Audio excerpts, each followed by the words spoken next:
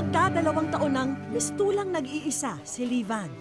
Ang ina kasi niya ay namamasukan bilang kasambahay at bihira lang daw kung sila'y makita.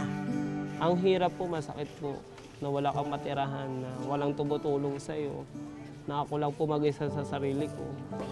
Ang sakit-sakit po sa loob ko po na ganito po ang hirap na dinanas ko po, na bakit ganito binigay po sa akin.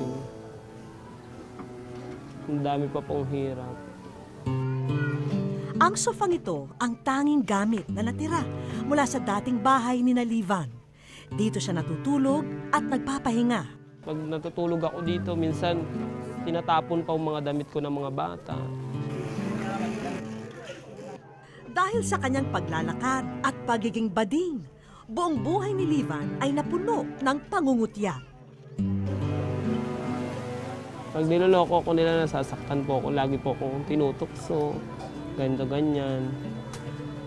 Pilay ka na nga, ganyan ka pa, ganito, ganyan. Ang dami-dami po sinasabi sa akin ng mga tao. Kulang na kulang din ang nabibigay ng kanyang ina.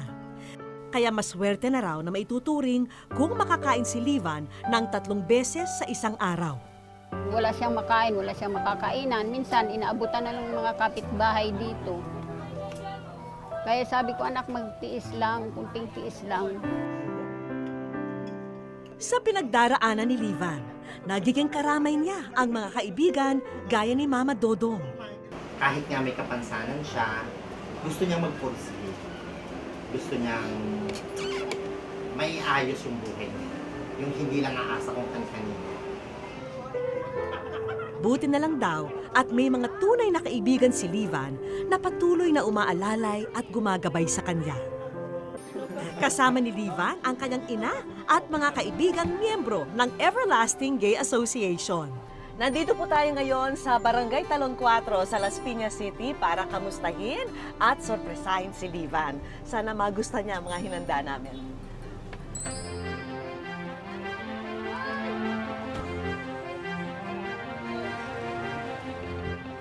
Livan! Hello, may chika ako sa'yo. Alam mo ba, ikaw ay nasa wish ko lang. Welcome dito sa program namin. And maraming salamat na naibahagi mo sa akin yung kwento mo.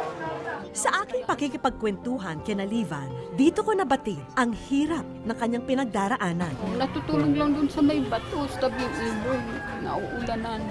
Tatawag din sa akin, mama, na babasa ako dito ng ulan. Sabi ko, anong gagawin ko, anak? Smile na Livan dahil may parada ng mga regalo para sa'yo. Ayan, ito ang aming sorpresa para sa'yo, Livan. Parang sa gala lang ang peg, diba? Ayan, Livan, sagot na namin ang pang-OOTD o Outfit of the Day mo. Ano? Yan yung mga pangarap mong outfit ko. Outfit ko talaga, alam mo na. Mga dress. Paparating na rin ang food stand na maaring pagkakitaan ni Livan. Para po may pangkain po ako sa araw-araw, pang nagtinda po. At Livan, may isa pa kaming sorpresa para sa inyo. Ito, may mga kaibigan kami. Meron silang magandang balita sa inyo.